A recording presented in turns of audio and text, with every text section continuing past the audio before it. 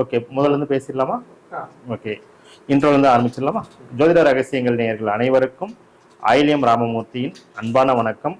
மீண்டும் ஜோதிட ரகசியங்கள் நேயர்கள் அனைவரையும் சந்திப்பதில் நான் மற்றற்ற மகிழ்ச்சி அடைகிறேன். இன்னைக்கு ஒரு மிக வித்தியாசமான ஒரு கண்டென்ட்டை வந்து நம்ம இப்போ லைவ் செஷனில் கொடுக்க இருக்கிறோம். பார்த்துட்டு நேயர்கள் அனைவருமே வந்து லைக் பண்ணுங்க, கமெண்ட் பண்ணுங்க, இந்த லிங்கை வந்து எல்லோருக்கும் வந்து பதிவு பண்ணுங்க, அவங்களும் வந்து பார்த்து வந்து பயனடையட்டும். ரொம்ப ஒரு வித்தியாசமான ஒரு டாப்பிக்காக நீங்கள் பார்க்க போகிறோம். இதுவரை வெளிவராத தகவல்கள் என்பது உறுதி. நம்ம ஒரு டிஃப்ரெண்ட்டாக வந்து அதுக்குண்டான தீர்வுகள் நம்ம சொல்ல போகிறோம். ஜோதிடத்தில் வந்து மொத்தம் 12 வீடுகள் இருக்குது. மேசம், ரிஷபம், மிதுனம், கடகம், சிம்மம், கன்னி, துலாம், விருச்சகம், தனுசு, மகரம், கும்பம், மீனம் என 12 வீடுகள் இருக்குது.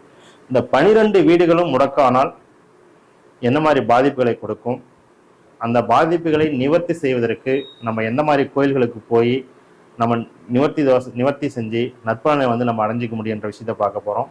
அதே போல் மொத்தம் வந்து 27 நட்சத்திரங்கள் இருக்குது. அந்த 27 நட்சத்திரங்கள் ஒவ்வொரு வீட்லேயும் 3 நட்சத்திரங்கள் இடம்பெறுது, 9 பாதங்கள். இதில் வந்து அமர்ந்து முடக்குகிரகங்கள் அமர்ந்து என்ன கெடுபலனை வெளிப்படுத்தும், அதற்கு நான் திருவிழா பார்க்க போகிறோம். அதற்கு முன்பாக எனக்கு இந்த அற்புதமான திதி யோகம் கரணம் என்ற ஜோதிட கலையை கற்றுக் கொடுத்த என்னுடைய குருநாதரும் ஸ்ரீ மகாலட்சுமி ஜோதிட வித்யாலயாவின் நிறுவனர் மற்றும் ஜோதிட பேராசிரியருமான திரு சௌபாக்கிய மணிவண்ணன் ஐயா அவர்களை இந்த நேரத்தில் நான் வணங்கி இந்த நிகழ்ச்சிக்குள் செல்கிறேன். அது மட்டும் இல்லை, இந்த யூடியூப் சேனலில் எனக்கு ஆக்கமும் ஊக்கமும் கொடுத்து எனக்கு பேச வாய்ப்பு வழங்கியதும் என்னுடைய குருஜி சௌபாக்கிய மணிவண்ணன் ஐயா அவர்களுக்கு மீண்டும் ஒரு முறை என்னுடைய மனமார்ந்த நன்றியை வந்து தெரிவித்துக் கொள்கிறேன். இன்னைக்கு நம்ம ஃபுல் டீட்டெயில்ஸ் வந்து பார்த்துக்கலாம். உங்களுடைய ஜாதகங்களை வந்து எல்லோரும் எடுத்து வைங்க. ஒரு பக்கம் பேப்பராக இருந்தாலும் சரி, அது நோட்டாக இருந்தாலும் சரி எடுத்து வைங்க. நம்ம ஃபுல் டீட்டெயில் உங்களுக்கு உண்டான விஷயங்கள் அதில் வந்து சொல்லிகிட்டே வருவேன், நீங்கள் நோட் பண்ணிட்டு வாங்க. குறிப்பாக முடக்கு பற்றி தான் நீங்கள் ஃபுல் டீட்டெயில்ஸை பார்க்க போகிறோம். முடக்கு அப்படின்னா என்ன, அது எப்படி நம்ம கணக்கீடு எடுக்கிறோம், அதனால் அதனுடைய பலன்களை வந்து எப்படி நம்ம வந்து அது வெளிப்படுத்துன்றதை பார்த்துடலாம். பொதுவாக வந்து முடக்கு வந்து நம்ம எப்படி கணக்கீடு செய்கிறோம் அப்படின்னா, உங்களுடைய ஜாதகத்தில் சூரியன் வந்து என்ன நட்சத்திரத்தில் நிற்கிறாருன்னு பாருங்கள். 27 நட்சத்திரங்கள்ல ஏதாவது ஒரு நட்சத்திரத்துல சூரியன் வந்து நிற்பார். சூரியன் என்ற நட்சத்திரத்திலிருந்து மூலம் என்ற நட்சத்திரம் வரை வந்து கவுண்ட் பண்ணணும். ஒரு எண்ணிக்கை வரும். அதே எண்ணிக்கைக்கு மூலத்தின் அடுத்த நட்சத்திரமான போராடத்திலிருந்து அந்த எண்ணிக்கை வரை. ஓகே, ராசி கட்டம் போட்டுடலாமா? நேரிலே ரொம்ப முக்கியமான விஷயம், எல்லாருமே நோட் பண்ணி வச்சுக்கோங்க. வாழ்க்கையை மாற்றக்கூடிய ஒரு பாதிப்பு இருக்கக்கூடிய முடக்கு பத்தி ஐயா சொல்றாரு, புரிச்சு வச்சுக்கோங்க.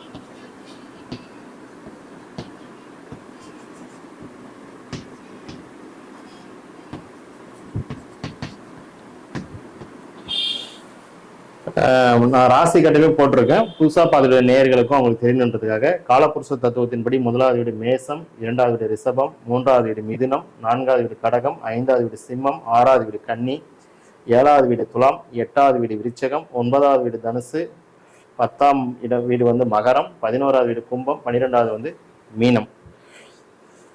இந்த 9 கிரகங்களும் முடக்கா வந்துச்சுன்னா அது என்ன மாதிரி பாதிப்புகளை வெளிப்படுத்துன்றதை பார்த்துடலாம். குறிப்பாக வந்து முடக்கு எப்படி கண்டுபிடிக்கணுன்ற விஷயத்தை நம்ம பார்த்துடலாம். அதாவது சூரியன் வந்து உங்களுடைய ஜாதகத்துல எந்த நட்சத்திரம் நின்றுட்டு இருக்காருன்னு பார்த்துட்டீங்கன்னா அந்த நட்சத்திரத்துல இருந்து மூலம் நட்சத்திரம் வரைக்கும் நமக்கு கவுண்ட் பண்ணணும். வந்த எண்ணிக்கையை மூலத்தின் அடுத்த நட்சத்திரமான போராடத்துல இருந்து அதே எண்ணிக்கை வரை வந்து நம்ம எண்ணணும். கவுண்டிங் வந்து ஒரு நட்சத்திரத்துல முடியும். அந்த நட்சத்திரம் வந்து எந்த வீட்டில் இருக்குதுன்னு பாருங்க, அந்த வீடு தான் முடக்கு கிரகம். அந்த வீட்டின் அதிபதி தான் முடக்கு அதிபதி. இப்படிதான் வந்து நம்ம முடக்குக்கு உண்டான கால்குலேஷன் வந்து நம்ம பண்றோம். ஏன் நம்ம வந்து சூரியனை வந்து வைத்து நம்ம வந்து இந்த முடக்குக்கு நம்ம கால்குலேஷன் பண்றோம் அப்படின்னு பாத்தீங்கன்னா, நீங்கள் வந்து தந்தை மற்றும் தந்தை வழி முன்னோர்கள் இவர்கள் முன்ஜென்மத்தில் செய்த செயல்கள், அது நல்ல செயல்களாக இருக்கலாம், கெட்ட செயல்களாக இருக்கலாம். அதனால தான் நம்ம சூரியனை வைத்து வந்து இந்த முடக்குன்ற கால்குலேஷன் வந்து எடுக்கிறோம். ஓகேங்களா? முடக்கு அப்படி என்ன பண்ணும் அப்படின்னு பார்த்தீங்கன்னா, ஒரு காரிய தடையை வந்து உருவாக்கும், ஒரு காரியத்தை வந்து செயல்படாமல் முடக்கி வைக்கும், தொடர்ந்து ஒரு விஷயத்தை வந்து தடுத்துட்டே வரும். இதுதான் வந்து முடக்கு. இப்போ உதாரணமா திருமணம் சம்பந்தமான ஒரு பேச்சுவார்த்தை வந்து நீங்க எடுத்துட்டு இருக்கீங்க. அப்ப அந்த திருமணம் சம்பந்தமான பேச்சுவார்த்தை வந்து நல்லா சக்சஸ் ஆகிற மாதிரியே வந்து கடைசியில வந்து செயல்படாமல் தடுத்துரும். இந்த மாதிரி விஷயங்கள் வந்து நம்ம நடக்கும். இப்போ உதாரணமா வந்து சூரியன் வந்து உங்களுடைய ஜாதகத்துல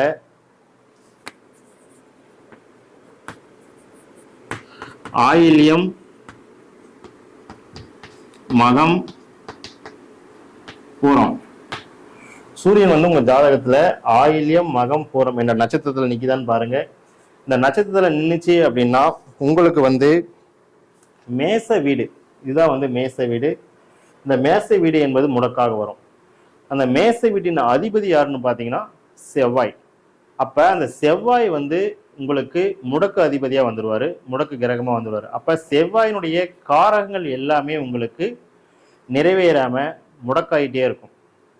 அதாவது அது வந்து சக்சஸ் வந்து கொடுக்காது, தடையாயிட்டு வந்துட்டே இருக்கும். இப்ப செவ்வாயின் காரகங்களா நம்ம என்ன பார்க்கலாம் அப்படின்னு பாத்தீங்கன்னா, ஒரு இடம் வாங்குறது, ஒரு வீடு கட்டுறது, பில்டிங் கன்ஸ்ட்ரக்ஷன் ஒர்க்கு, சகோதர சகோதரிகளிடையே வந்து ஒரு ஒற்றுமை இல்லாம இருக்கிறது, அவங்களுடைய உதவி உங்களுக்கு கிடைக்காம இருக்கிறது. அதே போல வேற என்ன பார்க்கலாம் அப்படின்னு பாத்தீங்கன்னா, ஒரு இயந்திரங்களை வைத்து நீங்க வந்து தொழில் பண்ணலாம்னு சொல்லிட்டு ஒரு முயற்சி எடுத்துட்டு இருக்கீங்க, அது வந்து நடக்காம தள்ளி தள்ளி போயிட்டே இருக்கிறது. நீங்கள் வந்து ஒரு உடல் பலத்தை வைத்து செய்யக்கூடிய விளையாட்டுல வந்து நீங்க வந்து ஜொலிக்கணும்னு நினைக்கிறீங்க, அது வந்து செயல்படாம தள்ளி தள்ளி போயிட்டே இருக்குது. ஒரு போர் வீரராகணும்னு நினைச்சிட்டு இருக்கீங்க, அதுல உங்களால வெற்றியை ஈட்ட முடியல, அதுல வந்து தடையை ஏற்பட்டுட்டே இருக்கு. ஒரு காவல் சார்ந்த விஷயங்கள், ஒரு இராணுவம் சார்ந்த விஷயங்களுக்கு நீங்க தொடர்ந்து முயற்சி எடுத்துட்டே இருக்கீங்க, அதுலயும் வந்து உங்களுக்கு பலன் கிடைக்கல. அதே மாதிரி நிர்வாகம் சார்ந்த விஷயங்கள்ல நீங்க வந்து ஒரு சக்சஸை கொடுக்கணும், நல்லா ஜொலிக்கணும்னு நினைக்கிறீங்க, அதுல வந்து உங்களுக்கு வெற்றி கிடைக்கல. இந்த மாதிரி விஷயங்கள்லாம் உங்களுக்கு தொடர்ந்து போயிட்டே இருக்குது, முடக்காயிட்டே இருக்குன்னா அதுக்கு காரணம் வந்து செவ்வாய் பகவான் தான். அது மட்டும் கிடையாதுங்க, செவ்வாய்க்கும் திருமணத்துக்கும் வந்து ஒரு நெருங்கிய தொடர்பு என்பது உண்டு. அதனாலதான் நம்ம பொருத்தம் பார்க்கும்போது செவ்வாய் தோஷம் இருக்கா அப்படின்ற ஒரு டாபிக்கே நம்ம வந்து எடுக்கிறதுக்கு உண்டான காரணமே வந்து அதுதான். அப்ப செவ்வாய் வந்து உங்களுக்கு பாதிச்சிச்சு அப்படின்னா கண்டிப்பா திருமணம் சார்ந்த விஷயங்கள்லயும் ஒரு பாதிப்பு வந்து அது கொடுத்துரும். குறிப்பா வந்து கோபத்துக்கு உண்டான கிரகம் வந்து செவ்வாய். அப்ப வந்து செவ்வாய் பாதித்திருந்து கோபப்பட்டீங்க அப்படின்னா அது சண்டையில போய் முடிஞ்சிடலாம், ஒரு காரியத்தையே செயல்படாம அது நாசம் பண்ணிடலாம். ஓகேங்களா? இதனால வந்து போலீஸ் ஸ்டேஷன் போறது, தேவையில்லாம வம்புகள் வழக்குகள்ல மாட்டிக்கிறது, இது போன்ற பிரச்சனைகள் எல்லாம் வந்து அது கொடுத்துரும். ஓகேங்களா? அப்ப வந்து இது போன்ற பிரச்சனைகளில் இருந்து நம்ம மீண்டு வரணும், செவ்வாயுடைய காரங்களை நம்ம முழுமையாக வந்து அனுபவிக்கணும் அப்படின்னா நம்ம என்ன செய்யலாம் அப்படின்னு பாத்தீங்கன்னா, இந்த செவ்வாய்க்கு மேசத்துக்குண்டான செவ்வாய்க்குடைய முடக்குக்கு உண்டான நம்ம கோவில் பரிகாரங்களை வந்து நம்ம செய்யும் பொழுது அந்த பாதிப்புல இருந்து நிச்சயமா நம்மளால கண்டிப்பா வந்து வெளிவர முடியும். அதே போல நீங்கள் வந்து திதிகளில சஷ்டி, நவமி, தசமி, சஷ்டி, நவமி, தசமி, அதே மாதிரி 27 நாமயோகங்கள் இருக்கு. இந்த 27 நாமயோகங்கள்ல குறிப்பா வந்து பிரித்தி, விருத்தி, சிவம்,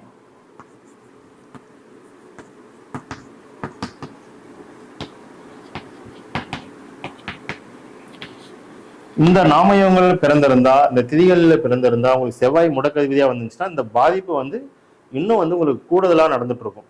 அது மட்டும் கிடையாதுங்க, செவ்வாய் வந்து உங்களுக்கு ஒரு நோய் தரக்கூடிய நிலையில் வந்துச்சுன்னா அப்படின்னா ரத்தத்துல ஏற்ற இறக்கங்கள் வந்து உருவாகும், தசைகள்ல வலி வேதனைகள் உருவாகும், வெட்டு காயங்கள் உருவாகும், ரத்த காயங்கள் உருவாகும், அறுவை சிகிச்சைகள் எல்லாம் வந்து ஏற்படக்கூடிய நிலைக்கு கொண்டு போய் விட்டுரும். அப்ப இவங்களுக்கு அதாவது சஷ்டி, நவமி, தசமி, பிரித்தி, விருத்தி, சிவத்துல பிறந்து இந்த செவ்வாய் முடக்கதிபதியா வந்தா அந்த பாதிப்பு இவங்களுக்கு வந்து தூக்கலா நடந்துட்டு இருக்கும். சரி, இதுக்கெல்லாம் என்னங்க ஐயா வழி, இதை தீர்ப்பதற்கு உண்டான வழி என்ன அப்படின்றத நான் சொல்ல போறேன், நீங்க நோட் பண்ணிக்கோங்க. ஆக்சுவலாக அந்த செவ்வாய் வந்து முடக்காயி, இந்த செவ்வாய் இந்த வீடு முடக்காச்சு அப்படின்னா நீங்கள் மேச ஒன்றும்